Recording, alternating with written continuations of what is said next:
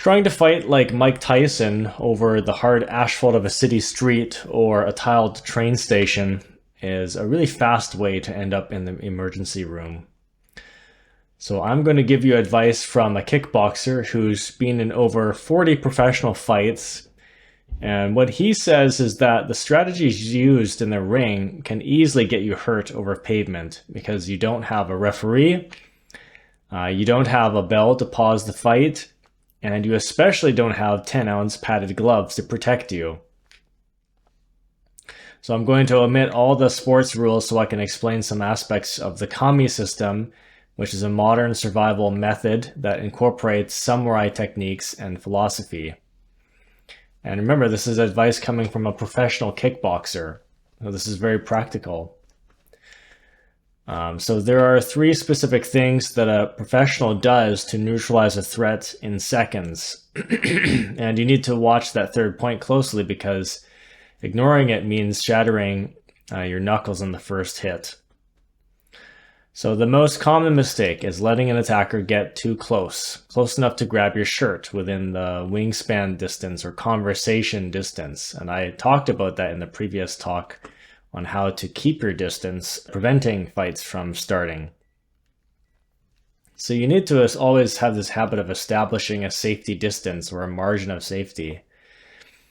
And if that threat crosses that margin or goes into your distance boundary, then the first thing is defending with some basic kicks. Nothing fancy, no high kicks or spinning back kicks, but kicks that really work when you're, wearing your jeans, you're out having a good time out at bars or something. It's been raining during the day, and your shoes don't have very good grip. So one good kick is the basic front kick. And there are a couple ways you can do it. You can aim for the groin, because there aren't any rules to this. It's self-defense, which is very effective. Or you can perform it with a push. So it's not quite like hinging at the knee and snapping, in a vertical fashion right to the chin kind of thing. It's where you're lifting and you push. Once you're up, you push very firmly and quickly, right? You use this especially if that area of the groin's not open enough. Then you drive with your shoe straight into the center of their gravity at the solar plexus, which, if you know where that is, this area just above your chest is a very sensitive spot. Even just a mild tapping can be a bit sore. So just under the chest at the upper part of your belly, very sensitive area, right? The solar plexus. Or you can aim for the belly itself or the belt line, which are very effective ways. If you kick the belt line with the solar plexus, you're going to completely reject their forward momentum that way. And if that doesn't deter them from approaching, then you can shift to adaptive targeting. So most people on the street in a fight, they stand heavy on their front, just like they have their weight shifted forward while swinging wildly. And this is a major advantage to a trained fighter, actually.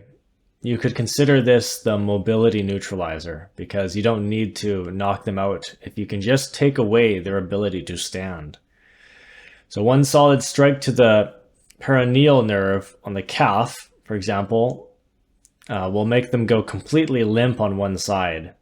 And it doesn't matter how much the guy benches, because if his muscles stop working down there, then gravity will do the rest.